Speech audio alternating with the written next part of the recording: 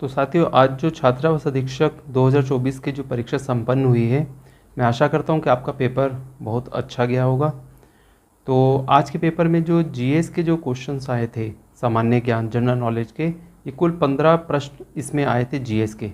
कुल 100 नंबर का पेपर था, इसमें 15 क्वेश्चन जो थे जीएस के थे। तो जीएस के क्वेश्चन का जो आंसर की है, जो सही आंसर है, चलिए इस वीडियो में हम जल्दी से उनके आंसर देखते हैं कि इनके सही आंसर क्या हैं। तो जैसे कि ये सेट सी है, इसमें देखिए जैसे कि भारत का मूल संविधान किसके द्वारा हस्तलिखित किया गया था, ये क्वेश्चन आया है। तो इसमें 4 ऑप्शंस दिए, रफ़ी अहमद किदवई, कैलाशनाथ काटजू, प्रेम बिहारी नारायण रायजदा या कन्हैया लाल माणिक लाल मुंशी। तो इसका जो सही आंसर है वो है आंसर नंबर सी।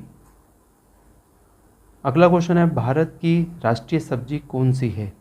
देखिए इसमें भी 4 ऑप्शंस दिए हैं, कद्दू, आलू, पत्ता गोभी या गाजर।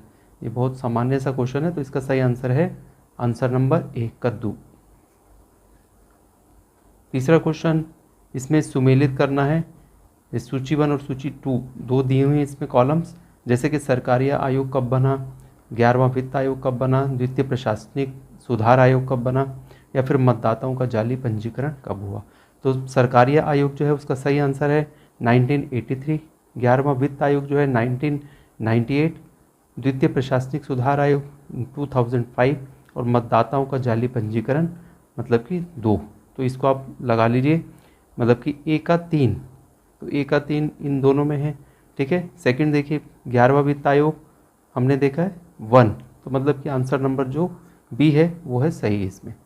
ठीक है। अगला क्वेश्चन देखिए, फिर इसमें कुछ बुक्स दी हुई हैं और उनके लेखक के नाम दिए। तो इसमें जैसे दादा भाई नौरोजी, तो दादा भाई नौरोजी की पुस्तक कौन सी है, poverty and un-British rule in India, मतलब कि ए का आंसर कौन सा होगा, ए का 3। मतलब इसको तो पहले ऑप्शन से ही पूरा बन रहा है, ये तो एकदम इजी क्वेश्चन था। नहीं तो नेक्स्ट देखेंगे हम, जवाहरलाल नेहरू, तो बी का 1, discovery of India, Maulana Azad, India wins freedom, और Ramesh Chand Dutt, economic history of India. ठीक है। नेक्स्ट क्वेश्चन, फिर निम्न में से किस वर्ष में महारानी विक्टोरिया ने भारत की साम्राज्ञी की उपाधि धारण की थी। तो इसमें जो 4 ऑप्शंस दिए हैं, इसका जो सही आंसर है वो आंसर नंबर बी, 1858। 1857 का जो विद्रोह हुआ था उसके जस्ट अगले साल ही जो महारानी विक्टोरिया जो है उनको भारत की साम्राज्ञी की उपाधि दी गई थी। ठीक है। अगला क्वेश्चन देखिए, फिर इसमें कालानुक्रमिक रूप से इसको हमारे को व्यवस्थित करना है। तो इसमें जो 4 ऑप्शंस दिए, जैसे कि जलियांवाला बाग हत्याकांड हम लोग जानते हैं कब हुआ था, 1919 में हुआ था। सविनय अवज्ञा आंदोलन 1930, भारत छोड़ो आंदोलन 1942 और असहयोग आंदोलन 1920। ठीक है।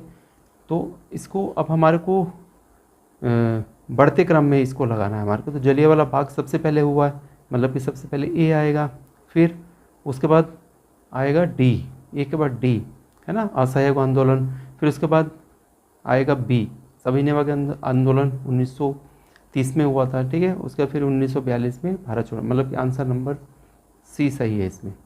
नेक्स्ट है, शिव समुद्रम जल विद्युत परियोजना किस राज्य में स्थित है। ठीक है। इसमें भी 4 ऑप्शंस दिए हैं। तो शिव समुद्रम जल विद्युत परियोजना जो स्थित है कहाँ पर, उसका सही आंसर है कर्नाटक। अगला क्वेश्चन जो इसमें दिया है, इसमें नदियाँ और उनके उद्गम स्थल के बारे में दिया है। तो गोदावरी का उद्गम स्थल कहाँ है, नासिक, मतलब कि ए का 2। अब ए के 2 से हमारे को 2 आंसर मिल रहे हैं। तो सेकंड देखते हैं हम, महानदी कहाँ है, सिहावा से, तो मतलब कि इसका सही आंसर क्या होना चाहिए, ये होना चाहिए। तीसरा भी देख लेते हैं हम लोग, कृष्णा नदी, मतलब कि महाबलेश्वर, सी का 4 और यमुना का यमुनोत्री, तो इसका आंसर है 1। अगला क्वेश्चन है, अबू जमाड़ की पहाड़ियाँ कहाँ स्थित है। ठीक है। तो अबू जमाड़ की पहाड़ियाँ दंडकारण्य में ही दिया है इसका 4 ऑप्शंस में।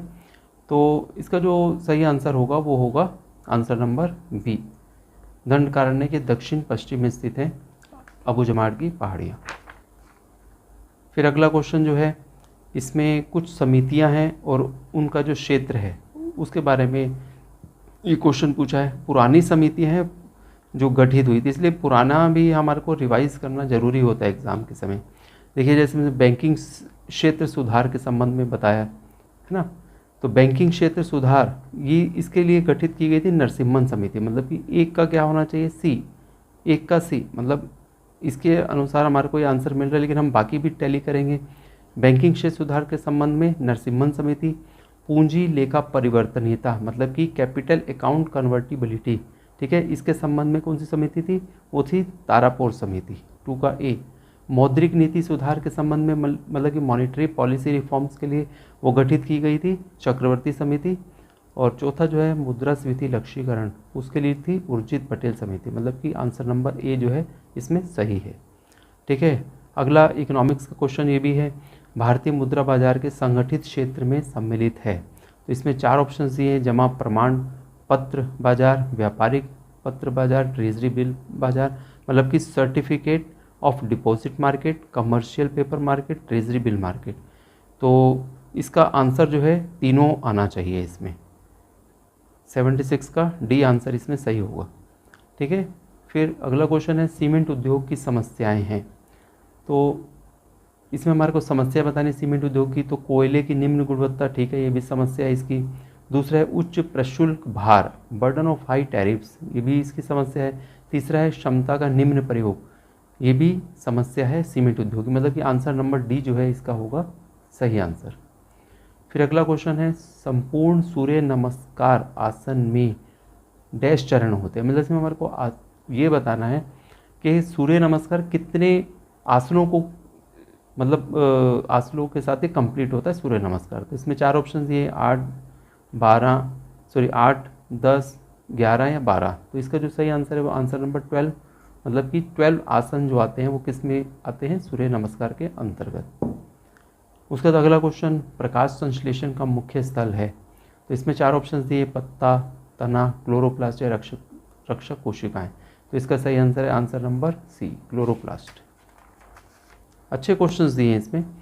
फिर अगला क्वेश्चन जो जीएस का जो लास्ट क्वेश्चन है ये दिया है राष्ट्रीय माध्यमिक शिक्षा अभियान RMSA से संबंधित तथ्य हैं, मतलब इसमें कौन से तथ्य सही हैं। 4 ऑप्शन हमारे को दिए हैं। पहला ऑप्शन दिया इसका प्रारंभ 2007 में किया गया, तो ये गलत है। इसका प्रारंभ जो था 2009 में किया गया था राष्ट्रीय माध्यमिक शिक्षा अभियान, मतलब पहला ऑप्शन तो गलत है। तो पहला आप देखिए इसमें है और पहला इसमें भी है, मतलब ये दोनों तो पहले ही गलत हो गए। ठीक है, इस तरीके से इसको सबसे पहले तो हटाते हैं कौन कौन सा आंसर गलत है। दूसरा इसमें दिए वर्ष 2013-14 में इस योजना में समावेशी शिक्षा एवं व्यावसायिक शिक्षा का समाकलन किया गया, ये सही है, सेकंड सही है। और ये राष्ट्रीय माध्यमिक शिक्षा अभियान जो है ये शुरू हुआ था 2009 में, ठीक है, और 2013-14 में इसमें मतलब सेकंड ऑप्शन सही है, सेकंड ऑप्शन सही है। तीसरा ऑप्शन दिया है इस योजना का मुख्य उद्देश्य 12-13 वर्ष के आयु वर्ग के छात्रों में गुणवत्तापूर्ण शिक्षा की उपलब्धता सुनिश्चित करना है, तो ये गलत है। इसमें 15-16 वर्ष जो है इसका टारगेट था, आयु वर्ग था 15-16 वर्ष के बच्चों के लिए था ये, तो तीसरा आंसर गलत है। चौथा आंसर दिया शाला में ICT एवं बालिका छात्रावास सुविधा का समावेशन इस योजना का मुख्य आयाम है, तो बिल्कुल सही है। कंप्यूटर के संबंध में इंटीग्रेटेड कंप्यूटर टीचिंग और बालिका छात्रावास की सुविधा का समावेशन भी इसका मुख्य आयाम था। ठीक है, तो मतलब कि सही आंसर जो इसमें होगा सेकंड और 4, 2 और 4, मतलब कि आंसर नंबर सही जो होगा इसका सही आंसर। तो ये जो क्वेश्चंस हैं ये जीएस के केवल क्वेश्चंस हैं, इसमें 15 क्वेश्चन। तो आप भी इसमें अपने क्वेश्चंस को एक बार मिला लीजिए आपने कितने बनाए हैं। तो चलिए जब तक अब इसका फाइनल आंसर जो आएगा, मॉडल आंसर आएगा, तब तक आप इसके अनुसार अपना एक आइडिया लगा सकते हैं कि आपने कितने क्वेश्चंस जो हैं जीएस से सही हुए हैं।